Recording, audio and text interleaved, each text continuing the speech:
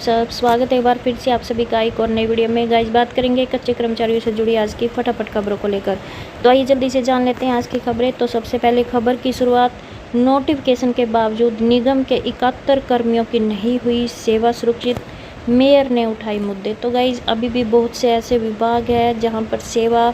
सुरक्षा है जो वो नहीं मिली है। ऐसा ही कुछ मामला यहाँ पे देखने को मिला है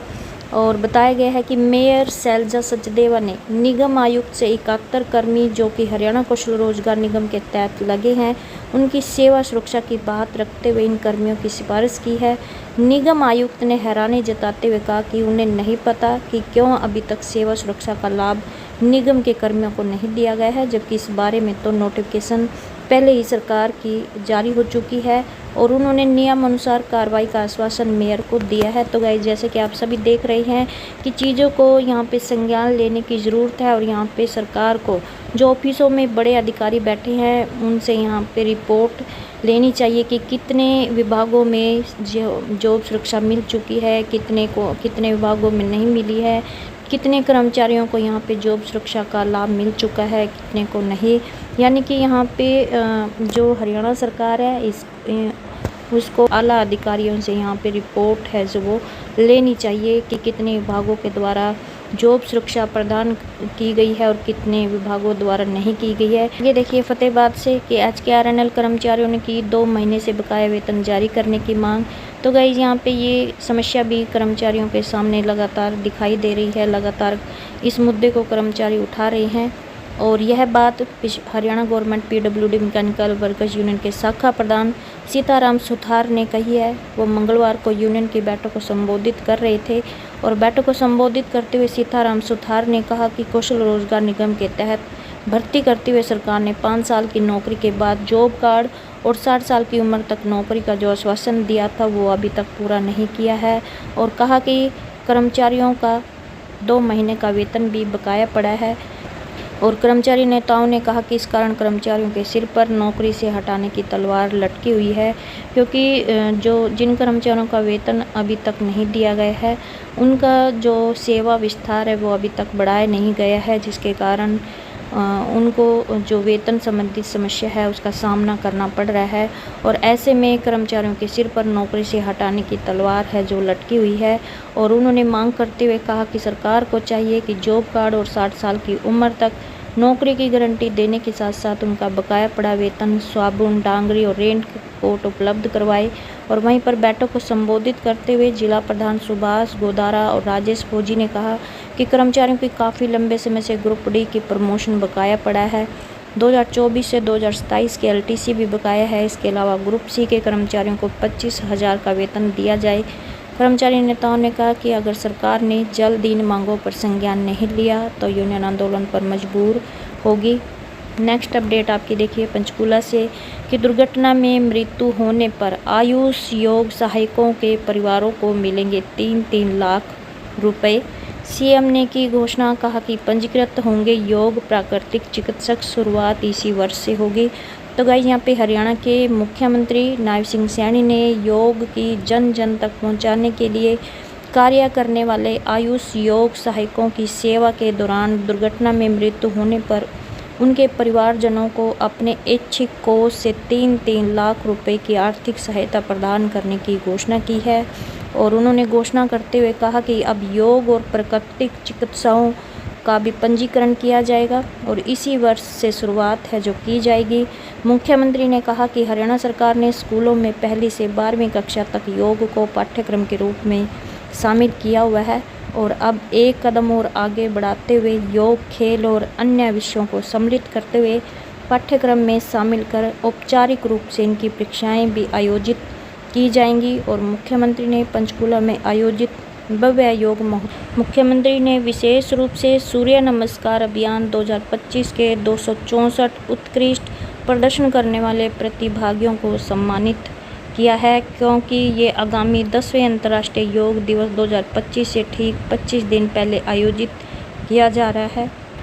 और आपको बता दें कि 21 जून को अंतर्राष्ट्रीय योग दिवस है आगे देखिए नेक्स्ट अपडेट आपकी जींद से कि रोडवेज में 2016 में लगे चालकों को पक्का करने की मांग। तो गाइज यहाँ पे हरियाणा रोडवेज संयुक्त कर्मचारी संघ के राज्य प्रधान जगदीप लाठर और राज्य उप प्रधान संदीप रंगा ने कहा कि रोडवेज कर्मचारियों की काफ़ी मांगे हैं जो लंबे समय से लंबित पड़ी है। साझा मोर्चा की ओर से कई बार उच्च अधिकारियों और मंत्रियों से बात भी हुई है, परंतु हर बार कहा कुछ जाता है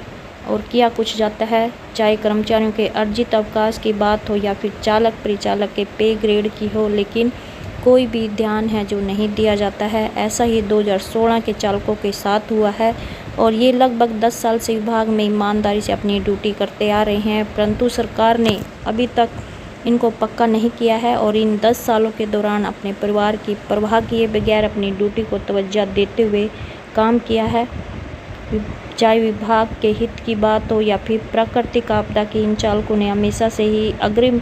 पंक्ति में रहकर काम किया है। साझा मोर्चा के मांग पत्र में भी हर बार इस बात को प्रमुखता से उठाया जाता है, लेकिन कोई भी मांग की ओर ध्यान है जो नहीं दिया जाता है। तो अब यहाँ पे इन चालकों को पक्का करने की मांग एक बार फिर से उठाई गई है। नेक्स्ट अपडेट आपकी देखिए जो कि भिवानी से है कि रोज़गार मेला आज। तो गाइस यहाँ पे भिवानी में जिला रोज़गार कार्यालय में 28 यानी कि आज रोज़गार मेले का आयोजन है जो किया जा रहा है, जिसमें विभिन्न प्रकार के पदों पर भर्ती की जानी है। तो आगे देखिए आपकी नेक्स्ट अपडेट यमुनानगर से कि कमेटी के नाम पर ढकोसलाबाजी बंद करके फायर कर्मचारियों की मांगों का समाधान करो। तो गाइस यहाँ पे हरियाणा सरकार व महानिदेशक अग्निशमन पंचकूला द्वारा फायर कर्मचारियों की 15 सूत्रीय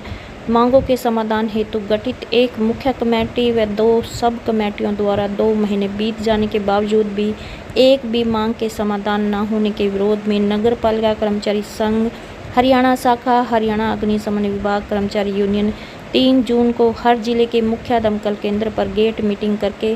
दमकल केंद्र अधिकारी को आगामी आंदोलनों का नोटिस देंगे और उसके उपरांत 12 जून को निदेशालय अग्निशमन पंचकूला पर काले झंडों सहित